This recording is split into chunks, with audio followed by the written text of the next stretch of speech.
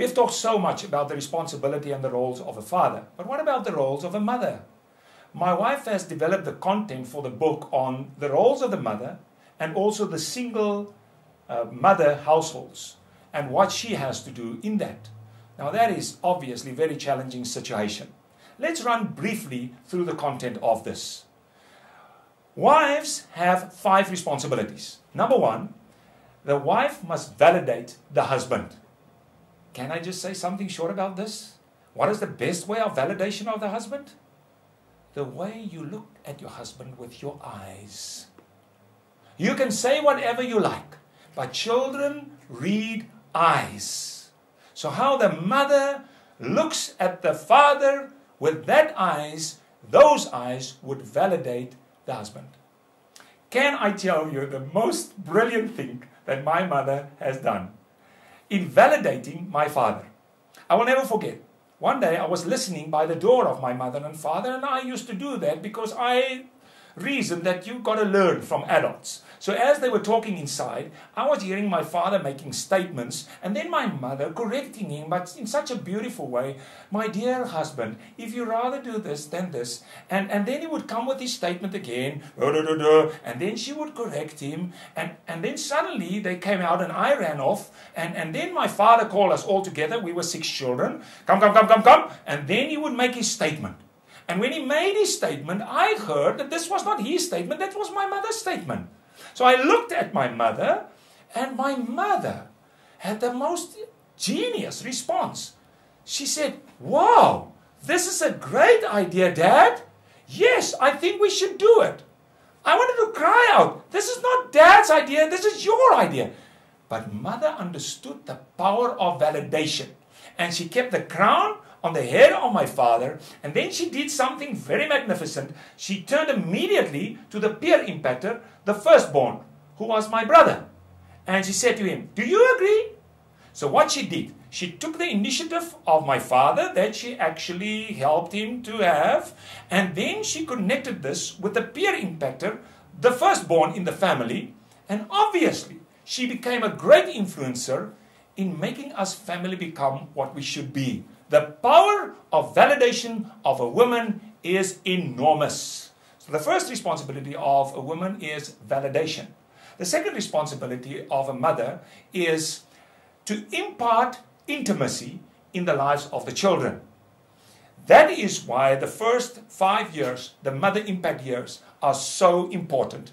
This is where mother needs to sit with the child, in close contact with the child, so that the child can be comfortable in a very close, intimate environment where they know they belong to each other, and where the child learns this. Trust is created here in the close space of close emotional intimacy.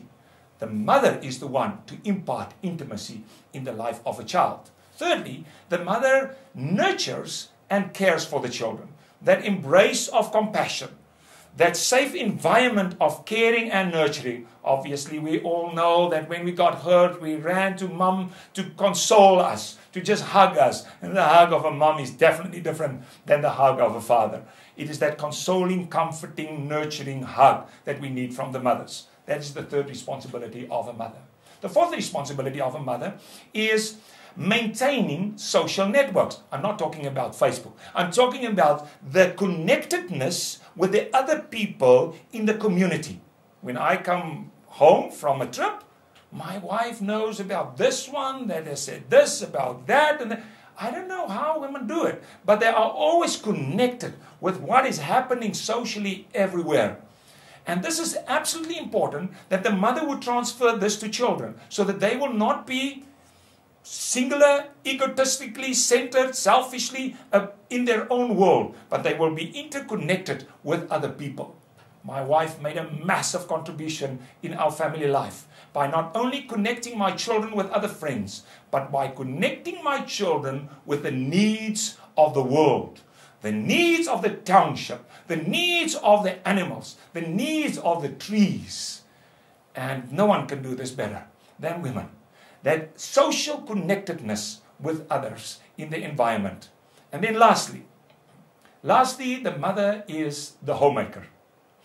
Because my wife is the homemaker, She decides on what color to paint this wall, where this chair would be, that chair would be. And she physically creates this environment in which we all feel ourselves comfortable. And for that, I validate her. I support her. I help her to create that environment. My responsibility, emotional security. Her responsibility, the home that provides the secure environment. 5 roles of a woman. You see this also in the book of Proverbs, chapter 31. Those are the roles of a mother. What about the single mother household? What would they do if the fathers are absent? You simply cannot develop your child right if there are no male figures to help you.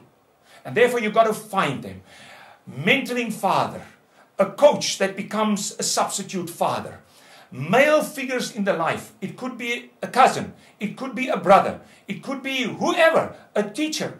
But surround your children with male figures that can substitute what they could not have because not having a father back home. How to create that relationship with a mentoring family or a mentoring person, a male mentoring figure in the house or a mentor coach in the house, that you have to study by doing the course, by reading the book, so that you can get much more information on how to do this effectively.